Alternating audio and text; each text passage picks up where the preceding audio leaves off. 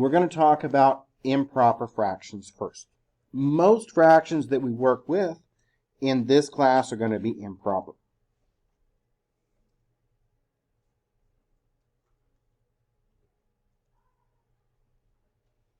And when we talk about improper fractions, what that means is just that the numerator, or the bottom half, or sorry, the top half, let me say it correctly here. So the numerator of the top half is larger than the denominator, or the bottom half.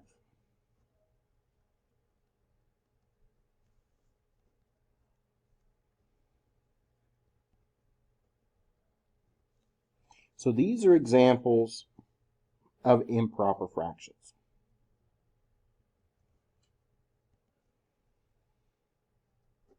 Five-thirds, that's an improper fraction. 8/5, improper fraction. Minus 4/3, improper fraction. And one more. How about minus 16/5? Now those are all what are called improper fractions because the top half is going to be larger than the bottom half, the denominator. So numerator is larger than the denominator. And this is what we primarily work with. So in this class, we're going to work mostly with improper fractions. They're just easier to handle, easier to work with. We do, though, once in a while, work with what are called mixed fractions. So these are improper fractions.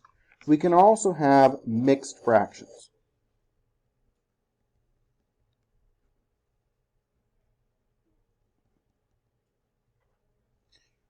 And mixed fractions you may encounter in things like cooking or measuring. Okay, so for mixed fractions, we have a whole part and we have a fractional part.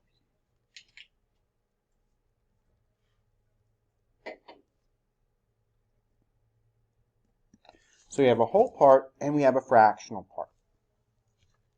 And you'll see these in cooking or measuring.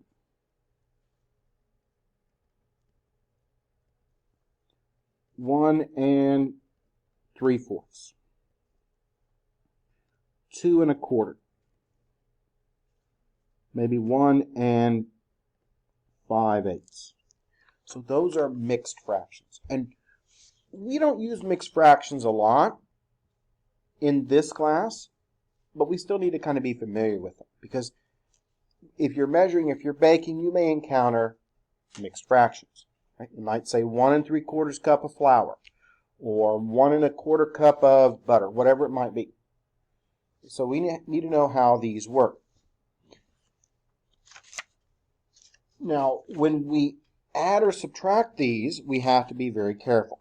Because when we add or subtract mixed fractions, we have to convert them to improper fractions first. So we're going to convert these to improper fractions. I think that's the easiest way to work with these. You can work with the whole part, and you can work with the fractional part separately. I think, though, it's just going to be easier if we just convert them to improper fractions, and then if we need to, we can convert it back. So we'll look at two of these. Question 29. So question 29 is 2 1/2 plus a minus 3 1/4. And this, by the way, is on page 60 again. Now, how do we write our answer? Well, when our original problem contains mixed fractions, we're going to write our answer as a mixed fraction. If it doesn't, if it contains improper fractions, which is what we mostly have, then we'll rewrite it and leave it as an improper fraction. So This one's mixed, so our answer is going to be a mixed fraction. You can work with it the way it is. I think, though, it's going to be easier to just convert it, and you're less likely to make a mistake. So let's go ahead and convert that 2 and 1/2. Now, we want to make this an improper fraction. So what we do is we look at our denominator, and our denominator is a 2. So that's going to come down below as our 2. Now, what we do is we take that whole part in front, so that's a 2. We multiply it by the denominator. And then we add whatever's left on the top, which in this case is a 1. And now we can make this our improper fraction. So 2 times 2 is 4, plus 1 makes it 5/2. So that 2 1/2 converts down to be 5/2. Is everyone okay? So we take our whole number out in front, multiply it by the denominator, add whatever's in the top, the numerator. So multiply and add, that's it. What about the next one? -3 and a 4. Well, I'm not even going to worry about the negative sign because I think it's going to be confusing. And by the way, let's go ahead and get rid of that to begin with. So what do we know about the positive and the negative here? We can go ahead and get rid of that because a positive and a negative is going to make my sign stay what? Negative. Now, just to make sure it's a little bit easier, let's just make this a positive when we convert it. You won't be as confused. We know our answer is negative. If we put the negative over here, we might make a mistake with it. So I'm just going to convert this as a positive and then keep it negative when it comes back. So we want to convert that. So what do we have? Our denominator is a 4. So we've got 3 times 4 plus 1. And 3 times 4 is 12. And 12 plus 1 makes it then what? 13. But if we put the negative there, you may try to subtract. You may make a mistake with it. So I think it's easier to just, whenever we convert it, make it positive, and then we'll bring that negative down with it on the side. Now what do we need? Well, we are subtracting, right? When we add or subtract, we need common denominators. And our least common denominator here, for the 2 and the 4, well, that's going to be a 4, because 4 goes into 2, and 4 goes into itself. So we need a 2/2 here. And now let's see what we've got. So now we've got 2 times 5 is 10. And that's going to be a 10/4, because 2 times 2 is 4, minus 13/4. And 10 minus 13, well, I have a positive account of $10. I take away $13, so I'm left with a minus 3 what? Fourths. Now, that is not an improper fraction, and we can keep it as it is, because what do we know about the numerator? The numerator is smaller than the denominator. We don't need to make it a mixed fraction. We can't. So that's going to be your answer there, which is a minus 3/4. And you could work with the whole part and the integer together, but I think it's just easier if you just rewrite it as improper fractions and combine them. I think that's going to be the absolute easiest way to work these out. Least confusing. I always try to show you the least confusing way. It might take you a little bit longer, but I think that's better than you making a mistake. So how about question 30? So 1 3/8 plus a minus 2 1/4. So again, let's go ahead and convert and make sure we know what our sign is here. So positive times a negative is going to come down as a negative. So we'll take care of that sign at the beginning. Now we'll work with that 1 and 3/8. So our denominator is going to be an 8. So that's 8 times 1 plus the 3. 8 times 1 is 8, plus 3 more makes it 11/8. I'll slow down and make sure we're okay with that. Is everyone all right with how I did that? So you take the whole number out in front, multiply it by the denominator here, down below, add the top number. And you don't have to write out all the steps if you don't want to. You can just say 1 times 8 is 8, plus 3 makes it 11, then you can skip that step. If you need to write it out, you can, but you just multiply and add. What about the next one? 2 1/4. Well, 2 1/4, we're going to have 4 for our denominator. And 2 times 4 plus 1 makes it then 9/4.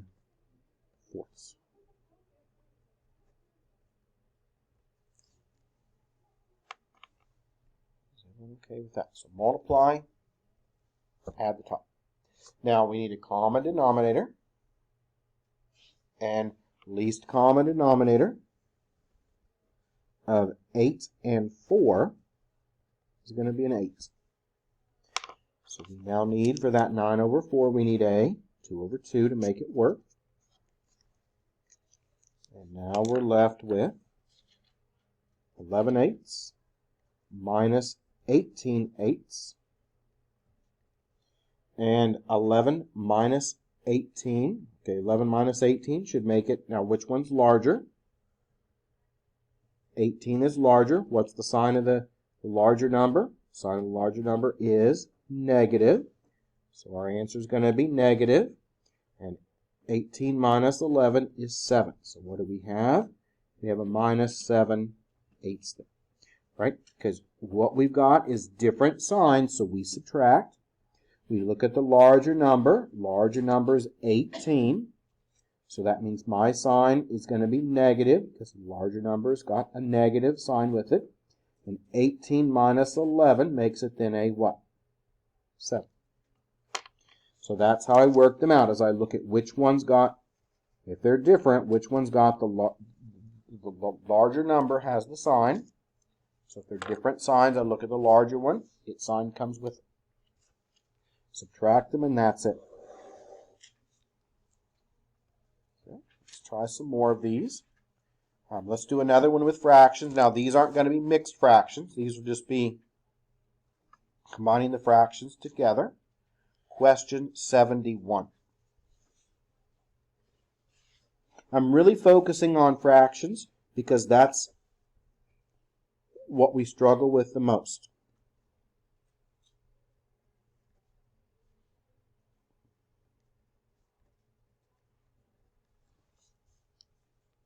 So this. Okay, we want to go ahead and simplify this down because this is an expression. So what we're going to look at first, order of operations, is we do the inside. Remember, inside always goes first. If you got parentheses, so inside the parentheses, we have a minus 1/2 minus 3/4. We need a common denominator, the least common denominator. 2 and 4 is going to, again, be a 4. So we'll use a 2/2 here.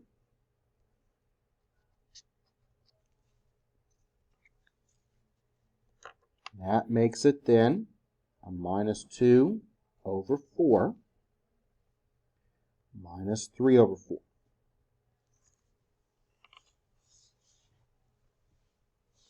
We know our denominator is going to be a 4. And what about our sign? Is our sign going to be positive or negative in this case? In this case, well, nope, we're not multiplying, are we? Right? Think about this. You have to think about what we've got for our signs here and how it's going to work. I owe the bank $2. I need to buy something else, so I then borrow $3 more. So minus 2 minus 3 makes it a minus what? $5 that I owe the bank, right? We're not multiplying. Okay, what would make this multiplication? Students sometimes get confused. Multiplication would be if we had parentheses around it, but we don't have parentheses. So when these are both negative here, and there's no parentheses, right? Because that negative is right here. No parentheses. That means we're just going to combine them together. Okay, when we look at this, they're both negative, so we add them. 2 plus 3 is 5, right? They're both negative, so that makes that sign there negative. If we had parentheses around it, right, that would make it then what? That would make it multiplication. But this is not multiplication. Students get confused a lot as to what am I doing? Am I multiplying or am I subtracting? We are subtracting. No parentheses. So we're just subtracting. So they've got a common denominator. They're together.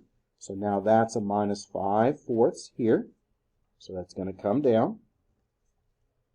You've got a negative with the parentheses out in front of it. Now we've got parentheses. So what do we do when we've got the parentheses here? We've got the parentheses. We've got a double negative with parentheses. When we have the parentheses, the negative and the negative makes it then a what? Positive. See, we're multiplying. Right? When we have parentheses, that's multiplication.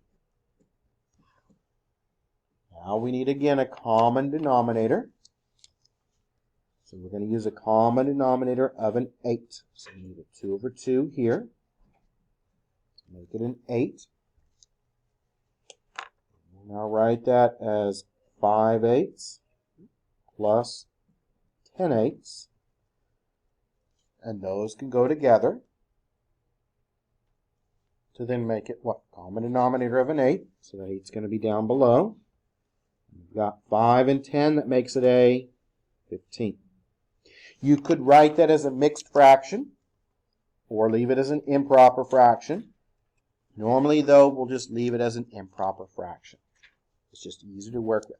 You could write that out as 1 7/8, but we're not measuring things. If we need to, we can convert it. We will leave that as an improper fraction.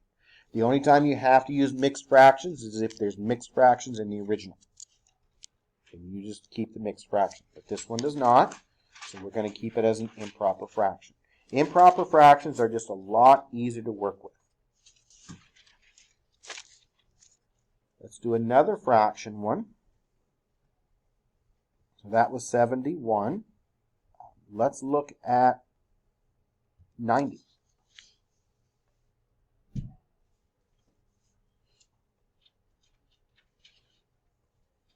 So question 90. We've got a minus 4/3, minus 5/2, minus 1/8, minus 1.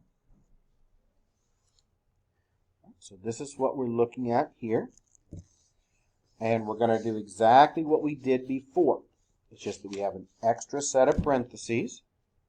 And so that's going to be an extra step to work through. Let's now go ahead and put these together.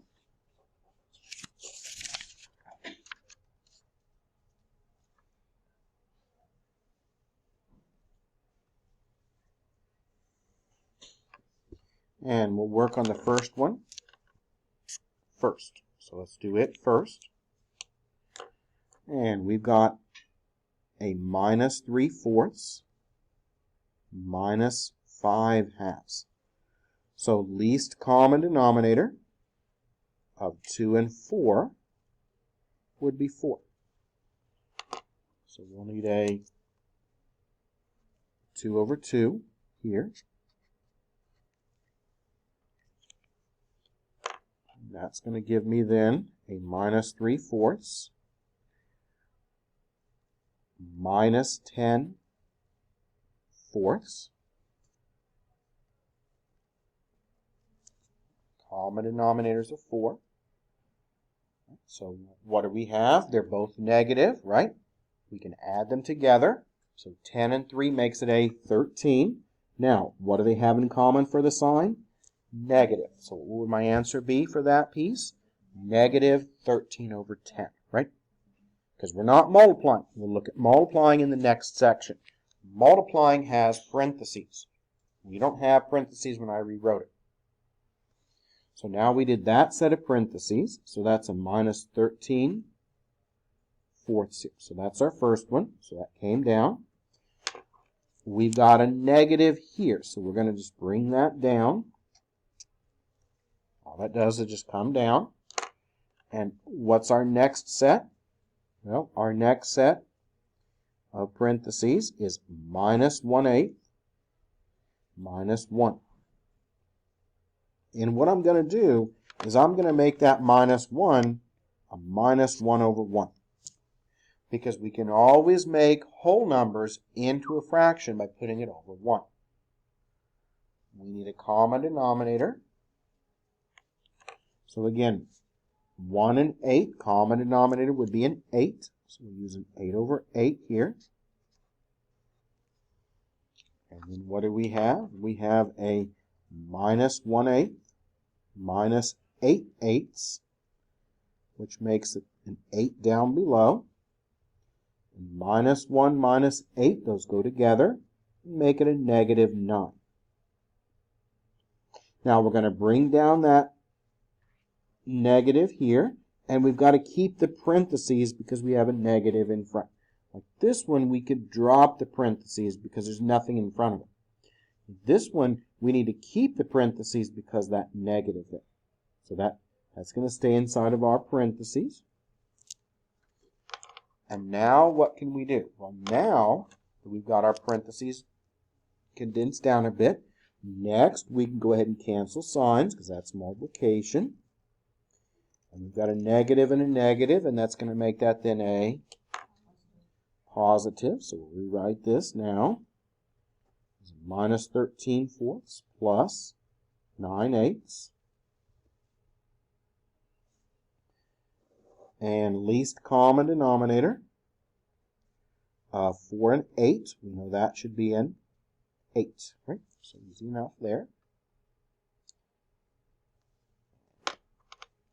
What are we going to use? We're going to use we want an 8, so we're going to use a 2 over 2 here.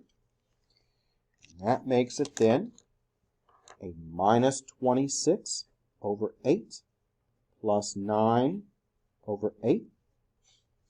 These are going to go together. And we know our denominator is an 8. And we've got a 26 and a 9. So which one's bigger? 26 is bigger, right? So what's my sign going to be? Negative. And what do we have? We have 26 minus 9. 26 minus 9 is a 17. And we just bring our sign down with it.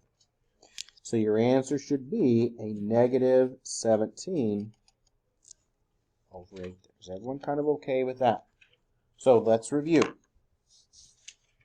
When we have them like this, one is positive, one is negative, no parentheses. When it's parentheses, it's different.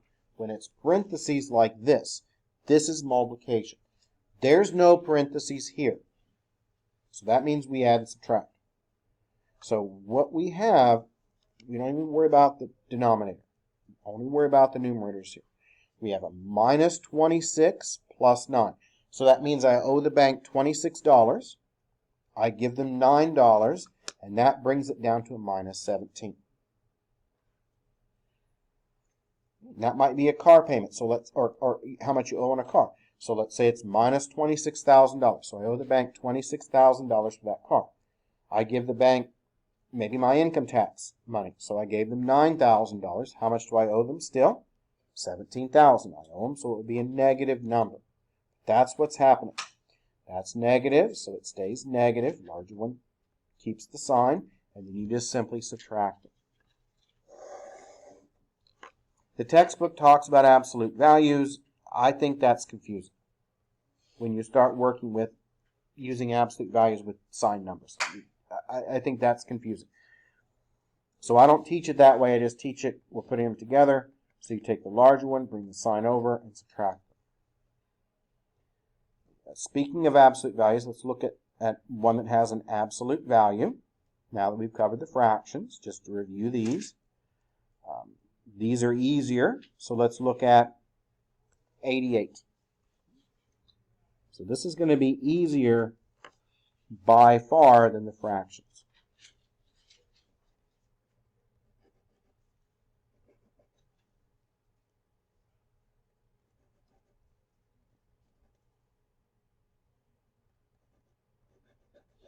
Now, what do absolute value bars do? Well, absolute value bars are like parentheses in the order of operations. We do them first. But what they do is they make sure whatever's inside at the very end becomes positive. That's at the end. So we do the inside first, and then we deal with the absolute values. You can also use absolute values to help you add and subtract signed numbers, but I think that's confusing. So I don't talk about it in that way. I just look at absolute values as their own. So what we're going to do is we're going to do each of these separately. So let's work with our first absolute value. And what's inside of it is a minus 4, minus 2. Minus 4, minus 2. Would that be a positive 6 or a negative 6? Negative 6, right? Why? Because you owe the bank $4. You take 2 more out, so you now owe them $6. Then we bring our absolute value sign down, our absolute value bars down. The negative in the middle comes down. It just comes down for the ride, so it stays there. What about the next one? Minus 8, minus 1. Minus 8, borrow another $1, makes it a minus what? 9. Okay? Bring down your absolute value bars. All right, now, we did cover this concept last week. I cannot cancel the double negatives here. Why not? These are not parentheses. These are absolute value bars. They have to be done before you cancel. When you cancel signs, that's multiplication. Absolute value bars are done first. So do the bars, then see what's left over. So what's the absolute value of a negative 6? Positive 6. Okay, the negative sign just comes down again. And what's the absolute value of a negative 9? Positive 9. Now we don't have double signs anymore, do we? Because the absolute value took care of that first one inside of it. Now we can just work with it, and we've got 6 minus 9. They're different signs. 9's the larger one. The larger one's negative, so that means we have a negative, in this case, 3, right? Because 9 minus 6 is a 3. 9 was negative, so that means my answer is negative. So my answer would be a negative 3. All right. So that should take care of adding and subtracting. We're going to look at some applications real quick here. We'll do 2 of these where we have to come up with the expressions and simplify them down. And we'll do 2 where we have to work through an application. So let's look at 101. This is going to be on page 61. We're going to look at 101. And I'll put this one on the screen so we can see what we're working with. We're going to read our directions first. Write a numerical expression for each phrase, and then simplify that expression down. So we're not going to have an equal sign, right? Why not? Because in the directions it says expression. What has an equal sign? Equation. So this one will not have an equal sign. So no equal sign. We're going to have to break it down a bit once we get it done. And we're going to look at 101. 14. Added to the sum of minus 19 and minus So 14 is going to be added to this sum. So what do we start with? We start with that 14. Then we're going to add to that. What are we going to add to that? We're going to add to that a minus 19 and a minus 4. Okay, because we're looking at that sum. We're going to use parentheses here. So we're going to add to that now a minus 19, and a minus 4. So that's what we're doing. We've got our 14. Then we're going to add to it this sum here. These are negatives. We don't need an extra sign. We're just going to use parentheses because that represents our sum here. So we've got a 14. We're going to add to that 14 this. Now, what do? First, parentheses go first. So inside, we have a minus 19 and a minus 4. They're both negative, so my answer stays negative. We've got a minus 19 minus 4. That makes it a minus 23. And what do we now have? We've still got our parentheses. We have a positive and a negative. So this positive and this negative,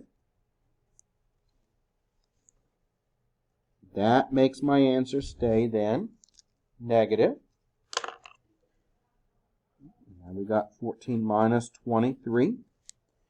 And which one's larger? 23. What's the sign of that 23? Negative. Okay, so now we've got 14 minus our 23. You can always use a calculator. Don't ever feel like you can't. So you've got 14 minus that 23. And it should be negative, and it is. It's a negative 1. So we know we did it correctly because we thought it should be negative. We used our calculator, and it also came out to be negative. So we wrote our expression up, and we simplified our expression down. Let's look at one more of these. How about we look at 112? So let's look here at 112.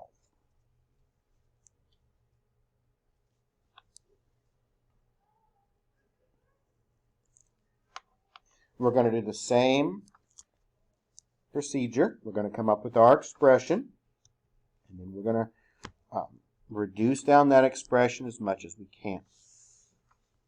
And so 112, what we're looking at is we're looking at the sum of 12 and negative 7 decreased by 14. So we're going to sum these together first, and then we're going to decrease it by 14. Now, when we say decrease by 14, that means we're going to have to take it away at the end. So when we decrease something by 14, that's a negative 14. We'll put that at the end here. So we're going to take away 14 at the end. Now, what are we going to take away 14 from? We're going to take 14 away from the sum of 12 and a negative 7. So that's what we've got. Because 14 is being decreased, so it goes on the end, subtracted away. Decreased by 14 means we put it at the end, we make it negative. The sum means we just put those together. Now 12 minus 7, okay, 12 minus 7. 12 minus 7 leaves you with a positive 5, right? Different signs. 12 is positive. My answer stays positive. Now we're going to just bring down that negative 14. We know my answer should be negative, right? And 5 minus 14 makes it a minus what? Minus 9, doesn't it? So my answer on 112 should be a minus 9.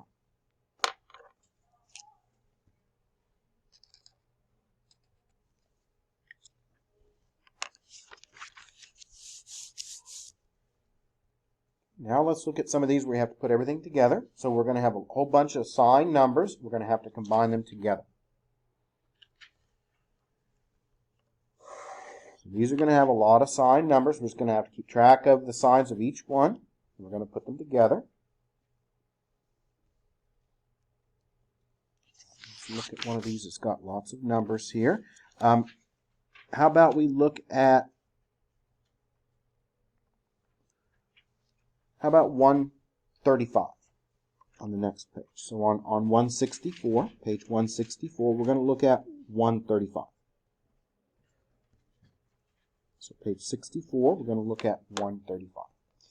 And this is something you do. The bank does it for you on your credit card statement.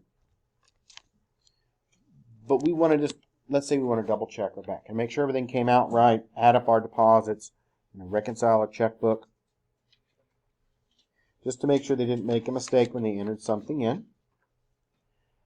Now, when we talk about owing money, that's going to be negative. All right, and when we pay off part of the bill or add money to it, that's positive. When we spend money, it's going to be negative. So Linda owes $870 on her MasterCard. She returns 2 items costing $35.90 and $150. And she receives a credit for those. Next, she makes a purchase of $82.50. And then 2 more purchases of $10 each. She makes a payment of $500. She then incurs a finance charge because she didn't pay her bill off completely. How much does she still owe? So we're going to go through each one of these. And we're going to talk about if it's a positive or negative number. And then combine them all together. So Linda owes $870. So that's what she's starting with. So she's starting with the balance in her card from last month of $870. So it's negative because we owe money. And then she returns 2 items. So these are going to be positive. So she returns $35.90. And then she returns $150. Those are positive values there because they're being returned and they get credited back to her account. She then makes a purchase of $82.50. So we make a negative number here because that's negative. We're purchasing money, or we're purchasing items, so that's negative. And 2 purchases of $10 each. So minus 10 and minus 10.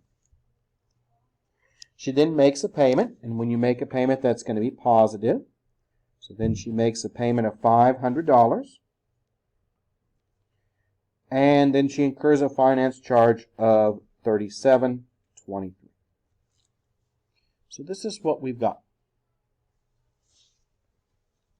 Now we can work these out however we want. I'm going to go ahead and put all the negative numbers together first. And then we'll do the positives. So let's go ahead and do the negatives first. So everything's got a negative. We're going to go ahead and combine them together. Because since they're negative, they have the same sign. That's going to be negative. And we'll just add them up. So let's now look at all the debts. Then we'll do the credits. And then we'll reconcile our balance. So we've got $870. We've got $82.50. We've got $10 and another $10 and a finance charge of $37.23. So when we put all those together, we have a minus $1,009.73. So those are the negative numbers all put together. And there's different ways of doing this, however you want to work them out. And I just chose to put the negatives together first. And what about the positives? We've got our positive values here. They're going to go together. So that's going to be positive here. And let's see what we've got for positives. We've got $35.90 for return. We returned an item at $150. And then we made a payment of $500. So that gives me then $685.90 is what our our credits are. And now we can put them together. I still owe money. How do I know I still owe the bank money? Well, which one's larger here? Positive or negative? Negative value, that negative 1,000 and $9 is larger. So that's negative. And how much do we still owe the bank? Well, we're gonna owe the bank. We already know our answer is negative, so we can rewrite it either way. Let's just go ahead and subtract them. So we've got $1,009.73. We're going to take away that $685.90, which is then $323.83. So we owe the bank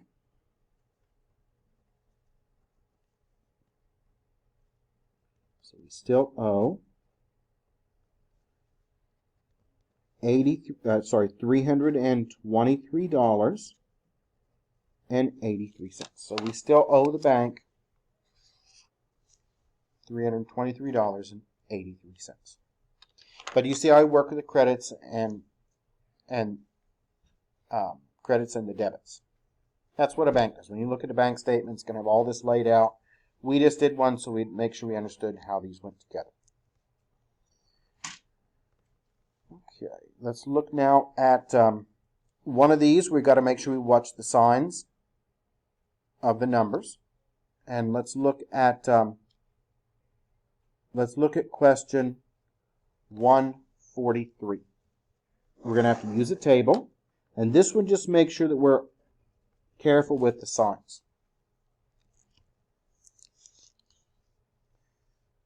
Now, for this one, okay, this is the data we're going to be using down at the bottom of 164. So here's our table. Okay, we've got our mountains and we've got our trenches. So the questions are going to have us combine a couple of either mountains or trenches together and look at the difference between them. So here's all the values that we're going to be using. And I wanted us to look at 143. Okay, so question 143 says, how much deeper is the Cayman Trench than the Java Trench? Okay, so we're looking at the difference between them. And whenever we have a difference, remember we have a double negative. So we're looking at the Cayman Trench and the Java Trench, and how much deeper it is. So we're going to be subtracting. Okay.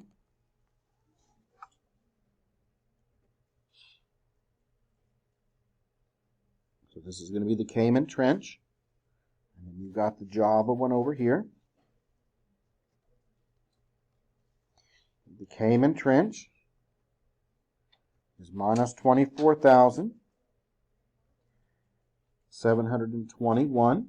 We're going to take away the Java Trench. Now, make sure you're careful with the double negative because they're both negative. When we subtract a negative, we have to keep the double negative until we can get rid of it. So that's what we've got. We've got the Cayman and we've got the Java. Now, what are we going to do? We're going to go ahead and get rid of our double negatives here. And so that's going to make that then a positive value. And so we've got minus 24,721 plus 23,376. We know our answer is going to be negative because the larger one's negative. So then we just simply use our calculator. And we just take our larger number minus a smaller one. So 24,721. And take away from that 23,376. And that gives us a difference of 1,345. Okay, is everyone okay with that so far? Right, so does everyone see what we did? We plugged them in, we subtracted them. When we subtract off a negative, it makes it now positive. And let's make sure we answer the question with units. So that's our answer. And it says how much deeper? Okay. It already says how much deeper, so that's going to be a negative number. So how much deeper is it? It's 1,345 feet deeper. So that's going to be your answer on that one. 1,345 feet deeper. That's how we work through those. Let's go ahead now and take another short break. Then we'll come back and we'll do 1-5. 1-5 is not going to take long for us to go through. And next week we'll be finishing up chapter 1. And then reviewing for our test after that. So let's be back here in about 10 minutes. So let's meet back around 10:20.